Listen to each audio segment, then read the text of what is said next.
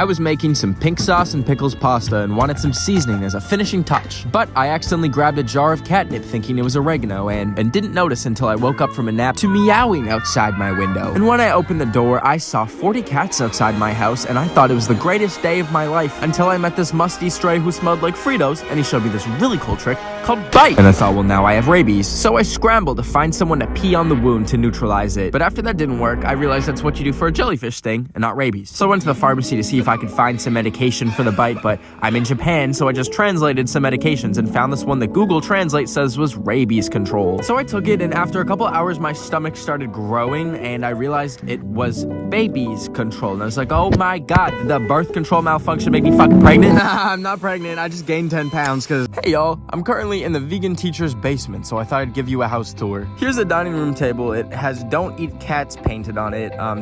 Just a reminder if you're gonna do that today. Here are 2 fly swatters, which I don't know if you can have that as a vegan, but whatever. Upstairs is the studio. That's her exercise bike. She also streams here by putting her phone on a tripod, which is a wooden block from Home Depot with 3 nails in it. And this is her schedule, which starts at 5 in the morning to wake up and eat blueberries and chia seeds. Anyways, kitchen tour. This is me, by the way. This horse, the horse's name was Ben. Doesn't mean I want to ride you, though. Oh.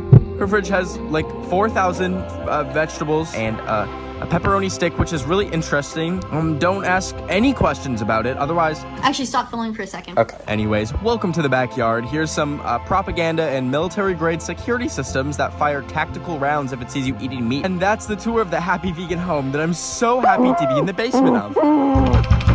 I'm in North Korea right now, because last week I was just making some delicious corn dog sushi in Japan, and before I could take a bite, I heard the nuclear missile warnings go off because Kim Jong-un was having a hissy fit, and I spilled my corn dog sushi because of him. But as I was hiding underneath the table about to be vaporized, that's when I realized North Korea is only 2 hours away, so I bought a Kit Kat because Kim Jong-un needs to take a freaking break, and a ticket to North Korea, so I can tell him to stop doing that. Anyways, I went to the airport, and the plane was either on fire or someone just had a vape. But anyways, once I landed, I immediately got on this bus, and the soldiers boarded the bus and checked my documents, and then I was sent through this underground tunnel underneath the border, and then I emerged at Kim Jong-un's palace, and it was pretty cute for a warmongering dictator. I walked up to the gate and gave it a good old knock, but no one was home, I guess, so I was just walking around when I heard a security alarm go off. Then I scrambled to find a place to hide, so I ducked into this cubbyhole and hid there until they were gone. And then I snuck out into the bushes and spent hours trying to return to civilization, and I ate some blueberries that weren't blueberries. But hours later, I finally found my way out and decided to give up on world peace and just eat the Kit Kat because I was hungry. Sorry, Kimmy. Stop that. I was drinking a vanilla bean frappuccino for the 4th time today because I found out you can get anything free from Starbucks if you make 365 different fake IDs with different birthdays for every day of the year. So each day I go to a different Starbucks and show them my ID and tell them it's my birthday, and they give me a free treat that would usually cost 4 kidneys. But sometimes when I pull up, they tell me they don't do free birthday drinks, but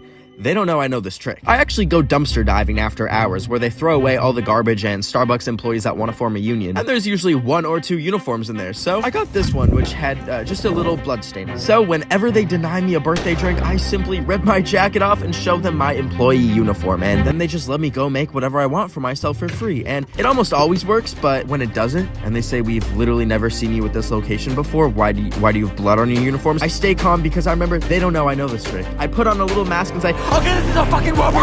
I was so excited today to see Harry Styles in that new movie that he's in today, so I went to the theater and snuck in my own snacks because a hot dog is $12, but a pea and ketchup sandwich is $2. But as I was enjoying my delicious meal, they flashed an ad for like 3 seconds saying, bring blood to bathroom stall 4, and I looked around the theater and like, no one was fazed by this. So I sat through the movie, but Harry Styles wasn't the only thing making me feel curious, so I left as the credits rolled. And I went to the bathroom, and I didn't think anyone was in there, but I found stall number 4, and I went in and locked the door behind me, and there's a guy asking for the blood, I guess, and I wasn't about to give him my blood, but I remembered that I had my ketchup still, so I poured some on a piece of toilet paper, and I handed it to him, and it turns out the guy in the stall was actually just out of toilet paper and needed some, and I don't know what the cult stuff was about, but I'm now about to be murdered. I was eating some raw chicken sushi when out of the corner of my eye, I saw a furry, and then another furry. So I got up to see what was going on and followed them, and then there was 10 furries, and 20 furries, and hundreds of furries, and I realized there was a whole furry convention at the mall I was at. But then I remembered I just didn't pay at the restaurant, and I heard them say on the intercom, To the man in the grey sweater,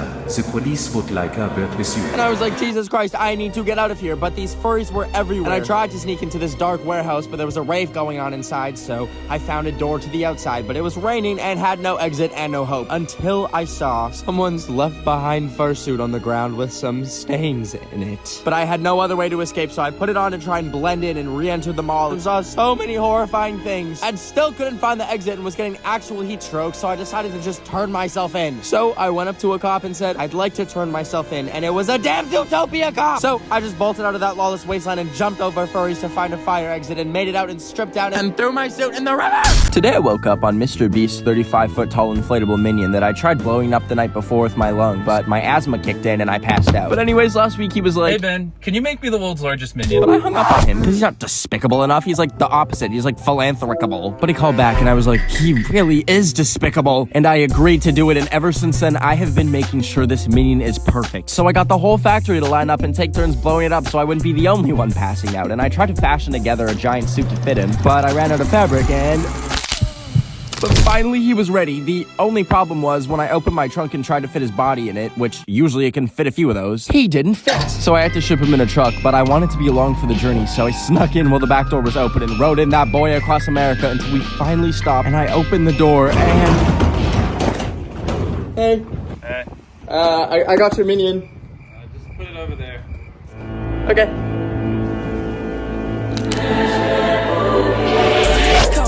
Today I spent 9 hours painting Doja Cat, and it turned out so good that I decided to DM it to her. And she actually replied by saying, it's terrific. And I was just in disbelief that she replied, so I screenshotted it as fast as I could and posted it on my story to show all my friends. But after she saw it, she DM'd me a picture of the front of my house and my birth certificate. And when I said, yes it is Doja Cat, I saw she mentioned me in her story. And when I looked, she had posted both of those images on her story. And I was like, Doja, why would you do that? And then she went live and was very angry at me. And the next thing I knew, there were people banging on my front door. And then one of them threw something through my window. And I had no clue what it is, so I slowly approached it. But when I got too close, it started to fill my room with gas. And I heard on her live stream as she said, Careful of the tear gas, PP. You're getting gas, PP. so I grabbed what I could and ran out of my house and saw a flyer on the telephone pole for witness protection. And I called them and had to throw away my passport and credit cards. And now I'm flying to New Zealand to start a new life. Thanks, Doja Cat.